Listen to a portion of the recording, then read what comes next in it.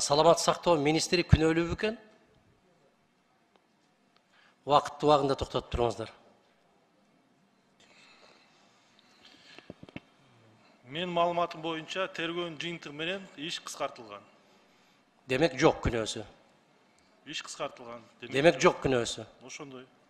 Ошондой болсо эмне үчүн аны маски соо кылып, маскалар менен барып, автоматтар менен барып, бүтүн дүйнөгө жар салып, маскарасын чыгарып кармадыңар? Ким жооп берди? Эми ал маселе толук каралгандан кийин жооп берилет да. Каралбайт бул маселе. Каралбайт. Ким санкция берген?